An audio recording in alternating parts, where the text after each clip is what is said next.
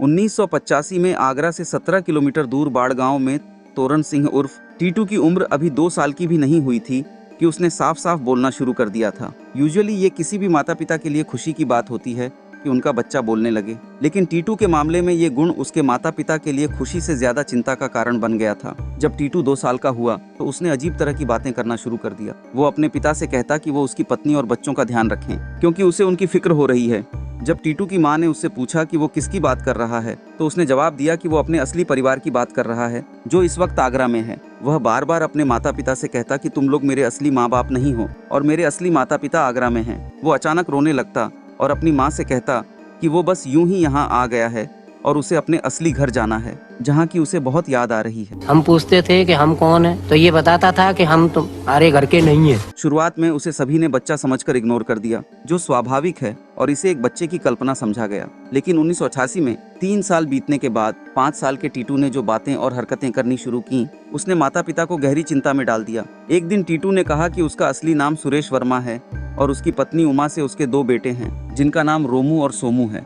मेरी बहू का नाम उमा है, मेरे पापा जी का नाम चंदा भारती है। उसने यह भी बताया कि आगरा में उसका एक बंगला है और सदर बाजार में सुरेश रेडियोज नाम से दुकान है। की दुकान है वो मेरी।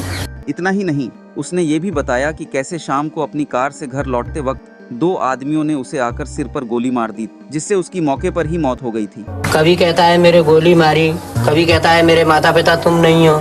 उसने ये भी बताया कि कैसे उसका अंतिम संस्कार किया गया। कभी कहता है मुझे हॉस्पिटल ले जाने के बाद में शमशान भूमि ले गए। पिछले 3 सालों से घर वाले वैसे भी उसकी उल्टी सीधी बातें सुनते आ रहे थे, लेकिन इस तरह की बात उसने पहली बार की।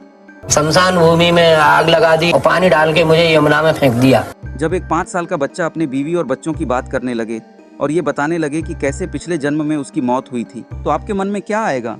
फिलहाल ये खबर पूरे गांव में फैल गई और वहां सभी को एक ही बात लग रही थी कि टीटू के ऊपर भूत आ गया है। भूत प्रेत की थ्योरी तो वैसे भी हमारे देश के गांव में सबसे पहले आ जाती है, इसलिए टीटू के केस में भी वही हुआ। टीटू का स्वभाव अपनी उम्र के बच्चों से कहीं ज्यादा अलग हो गया था। वह भले ही 5 साल का था लेकिन उसकी भाषा, शैली, लहजा, हाव भाव और बोलने का तरीका बड़ों जैसा हो गया था। वो अपने माता पिता की गरीबी का मजाक उड़ाने लगा। वो अपनी माँ से कहता कि मेरी बीवी तुम्हारी तरह ऐसी फटी पुरानी साड़ी नहीं पहनती। मम्मी मेरी माँ तो 2,000 की साड़ी पहनती है, तुम गंदी धोती से बाहर मत जाओ। वो ये भी कहता कि मैं इस गंदे से घर में नहीं रह सकता, इसलिए मैं अपने बंगले में रहने जा रहा हूँ। ये कहकर वो बिल्कुल एक बड़ी उम्र के व्यक्ति की तरह सूटकेस निकालकर अपने कपड़े पैक करने लगता।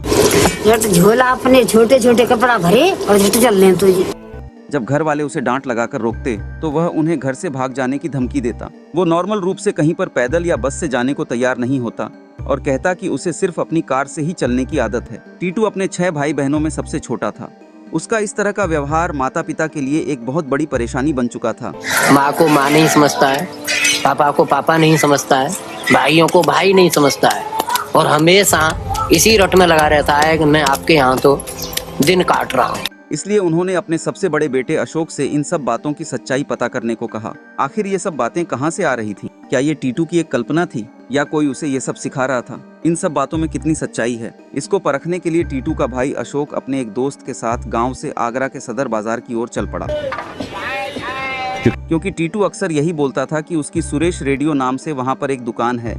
अशोक और उसका दोस्त वहाँ पहुँचकर इस नाम की दुकान को ढूंढते रहे, लेकिन ऐसी नाम की दुकान ना मिलने पर एक जगह थक कर बैठे ही थे कि अशोक की नज़र एक बोर्ड पर पड़ी, सुरेश रेडियोज, वही नाम जिसका जिक्र टीटू करता रहता था। अशोक चौंक गया। क्या टीटू की कहीं बाकी सारी बातें भी सच थीं? क्या टीटू सुरेश का ही पुनर्जन्म था या फिर ये कोई इत्तेफाक था?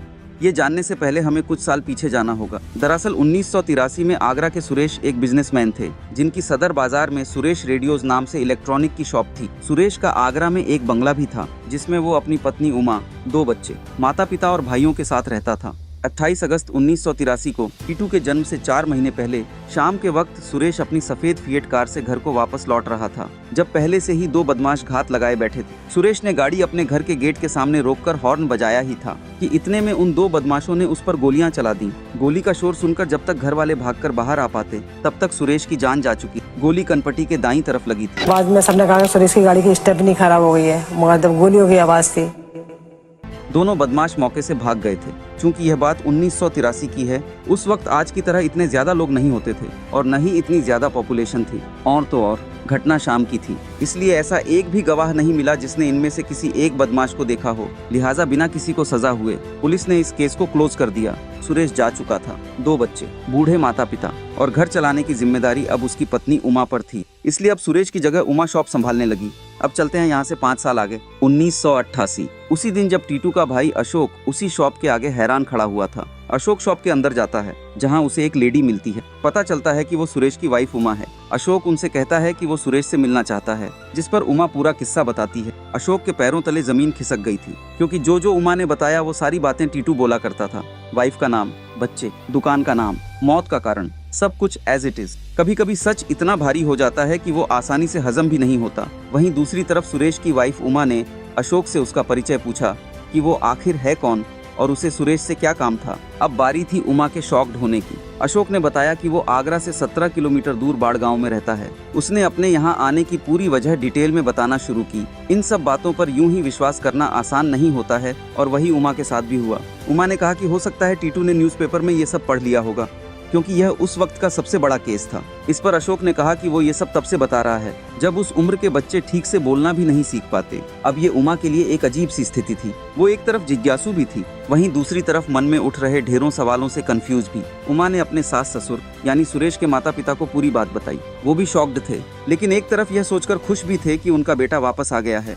अशोक ने सच को और पुख्ता करने के लिए सुरेश के परिवार वालों से अपने घर बाड़गांव चलने के लिए कहा। अशोक ने सुझाव दिया कि बिना बताए अचानक घर चलकर देखते हैं कि वो आप लोगों को देखकर पहचान पाता है या नहीं, और आप भी उससे अपने सवाल जवाब कर लेना। बेचैनी, घबराहट और क्यूरियोसिटी जैसे अनेक इमोशंस दिल में लिए सुरेश के घर वाले अशोक के साथ टीटू से मिलने चल दिए। टीटू, जिसमें शायद उन्हें अपना सुरेश दोबारा देखने को मिल जाए। टीटू उस समय खाना खा रहा था, लेकिन जैसे ही उसने दरवाजे पर खड़े सुरेश के परिवार वालों को देखा, वो भागता हुआ उनके पास पहुंचा और सबके गले लग गया। वो जोर जोर से बोलने लगा, देखो मेरे माँ बाबूजी आ गए। अपने माँ बाप को बुलाकर लाया। उसने सुरेश के पेरेंट्स को अपने असली माता पिता बताने लगा।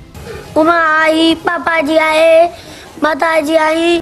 लेकिन जैसे ही उसकी नजर उमा पर पड़ी, वो शर्मा गया। एक 5 साल का बच्चा अचानक एक एडल्ट मेल की तरह एक्ट करने लगा। उसने उमा को इशारे से अपने बगल में बैठने के लिए बुलाया और बच्चों का हालचाल लेने लगा। टीटू ने उमा से डोलपुर के मेले से जुड़ी कुछ बातें की, जिसे सुनते ही उमा हैरान हो गई, क्योंकि यह सब बातें सिर्फ सुरेश और उमा के बीच ही हुई थीं। मिलने के बाद जब सब वापस जाने लगे तो टीटू ने देखा कि बाहर मारुति कार खड़ी थी, जिससे सुरेश की फैमिली आई थी। मारुति कार देखते ही उसने पूछा, मेरी फिएट कार कहाँ है? तो उसे पता चला कि सुरेश की डेथ के बाद घर वालों ने वह कार बेच दी। टीटू बड़ी स्टाइल से कार के अंदर बैठा, खुद से कार का म्यूजिक सिस्टम ऑन किया, और इतना ही नहीं, सुरेश के भाई की हेल्प से थोड़ी दूर कार ड्राइव भी कर ली। हैरानी की बात यह है कि टीटू ने इससे पहले कभी कार देखी नहीं थी, और उस वक्त तो इतनी गाड़ियां भी नहीं होती थी। लेकिन ये देखकर ऐसा लग रहा था मानो उसके लिए यह सब नया नहीं है। टीटू ने सोचा कि अब वो भी उनके साथ आगरा जा रहा है, लेकिन जैसे ही उसे समझ आया कि वे लोग उसे अपने साथ नहीं ले जा रहे हैं, वो पूरी तरह भड़क गया। अपनी माँ पर चिल्लाने लगा, अपने पिता से हाथापाई करने लगा, और फिर भागकर सुरेश के फादर चंदा सिंह के गले लग गया,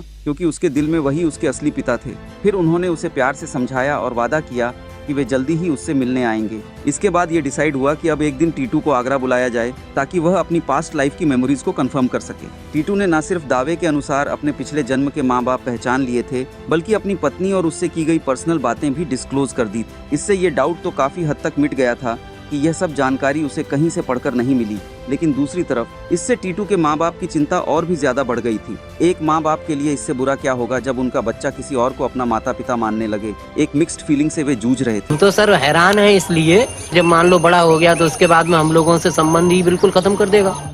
टीटू को आगरा लाया गया, लेकिन उसके पहले ही टीटू के सच को परखने के लिए कुछ प्री प्लानिंग कर ली गई थी। टेस्ट 1। कार में बैठकर आते हुए टीटू को मिसलीड करने के लिए सुरेश के भाइयों ने गाड़ी दुकान पर नहीं रोकी, बल्कि शॉप के सामने से तेजी से निकल गए, ये देखने के लिए कि वो जगह पहचान पाता है या नहीं। जैसे ही गाड़ी दुकान के सामने से गुजरी, उसने जोर से आवाज लगाई, रोको रोको, मेरी दुकान तो पीछे ही रह गई है, तुम आगे कहाँ चले जा रहे हो? उसने वो जगह रास्ता मार्केट दुकान कार के अंदर बैठे बैठे ही पहचान लिया था, वो भी तब जब कार इतनी तेज चल रही थी। ये वही कर सकता था जो बरसों से उन रास्तों से हजारों बार गुजरा हो। अब बारी थी टीटू को शॉप के अंदर ले जाने की। टेस्ट 2। टीटू दुकान के अंदर प्रवेश करता है, लेकिन उसकी चाल और बॉडी लैंग्वेज एक 5 साल के बच्चे की नहीं, बल्कि एक शोरूम के मालिक की जैसी हो गई। उमा ने देखा कि वो जिस तरह से स्टूल पर बैठा और हाथ चलाने का तरीका बिल्कुल सुरेश जैसा ही था। इतना ही नहीं, उसने ये तक पहचान लिया कि दुकान का कौन सा हिस्सा रिनोवेट किया गया है और कौन सा हिस्सा उसके यानी सुरेश के जिंदा रहते जैसा ही था।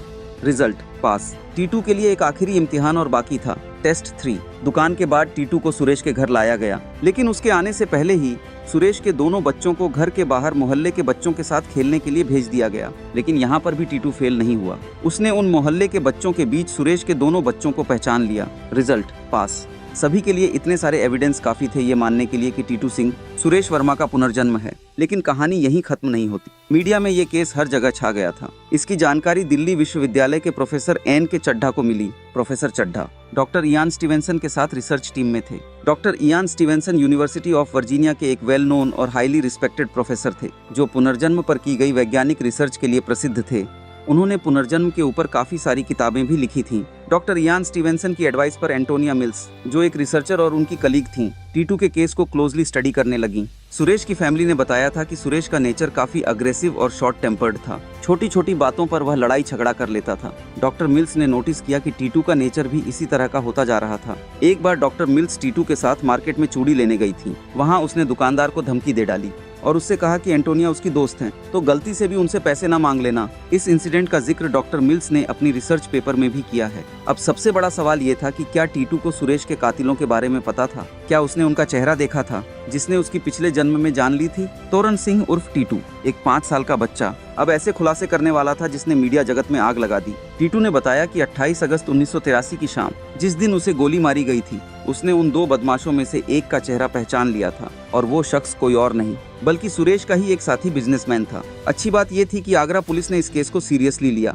पुलिस ने टीटू के बयान के आधार पर उस आदमी को गिरफ्तार कर लिया और सख्ती से पूछताछ की, जिससे उसने अपना अपराध कबूल कर लिया। इस कबूलनामे के आधार पर 1983 के सुरेश वर्मा मर्डर केस को रिओपन किया गया। ये पहली बार था जब पुनर्जन्म से जुड़ा कोई केस कोर्ट में आया था। गवाही के लिए टीटू को बुलाया गया। उसने भी कोर्ट में पूरा इंसिडेंट डिटेल में बताया। केस के सबसे बड़े टर्निंग पॉइंट थे पोस्टमार्टम और बर्थ मार्क रिपोर्ट। सुरेश के सर पर जिस तरह गोली मारी गई थी, उसी तरह के 2 निशान टीटू के सर पर मिले। जब उसके बाल हटाए गए तो पाया गया कि उसके सर में बिल्कुल वैसे ही 2 निशान थे, जिनका साइज और शेप सुरेश के सर पर लगी बुलेट के एंट्री और एग्जिट वुंड से मिलता था। डॉक्टर इयान स्टीवेंसन ने अपनी रिसर्च में मेंशन किया है कि बर्थ मार्क और पास्ट लाइफ की इंजरी के बीच कनेक्शन होता है। कोर्ट में डॉक्टर एंटोनिया मिल्स के टीटू से जुड़े रिसर्च पेपर भी सबमिट किए गए। इन सभी सबूतों के आधार पर आगरा कोर्ट ने ये मान लिया कि टीटू ही सुरेश का पुनर्जन्म है और सुरेश के कातिलों को सजा हुई। ये एक रिवॉल्यूशनरी और कंट्रोवर्शियल जजमेंट था, जो उस वक्त हर न्यूज़पेपर के फ्रंट पेज पर छा गया था। उन अपराधियों ने कभी सपने में भी नहीं सोचा होगा कि जिसकी जान लेकर वह बच निकले थे, वो दोबारा जन्म लेकर फिर लौटेगा और उनको उनके किए की सजा दिलाएगा। अब एक आखिरी बड़ा सवाल, क्या टीटू अपने पिछले जन्म वाले माता पिता के पास चला गया या फिर उसने अपने इसी जन्म के माँ बाप को ही अपना माना? सुरेश भले ही टीटू के रूप में वापस आया था, लेकिन वो सुरेश तो नहीं था। माना आत्मा वही थी, लेकिन शरीर तो एक बच्चे का था। ना उमा के लिए वो उसका पति रह गया था और ना ही उसके बच्चों के लिए वो एक पिता। सुरेश के फादर भी जानते थे कि अगर उन्होंने टीटू से नजदीकियां बढ़ाई तो टीटू के माँ बाप जीते जी अपने बेटे से दूर हो जाएंगे और एक बेटे को खोने का दर्द वे पहले से ही जानते थे। दोनों परिवार अपनी अपनी जिंदगी में वापस लौट गए। टीटू ने भी दोहरी यादों के साथ अपने बचपन को जिया और अपने गांव में रहकर ही पढ़ाई लिखाई की। आज टीटू सिंह, जिनका असली नाम तोरण सिंह है, BHU में असिस्टेंट प्रोफेसर हैं और उनको आज भी सब कुछ याद है। वो अक्सर आगरा अपने पिछले परिवार से मिलने भी जाते हैं। तो ये था आज का सबसे अनोखा केस। आपको ये वीडियो कैसा लगा कमेंट करके जरूर बताएं। वीडियो को लाइक करना ना भूलें। फिर मिलते हैं नेक्स्ट वीडियो में। तब तक के लिए अपना खूब ख्याल रखें। Good bye.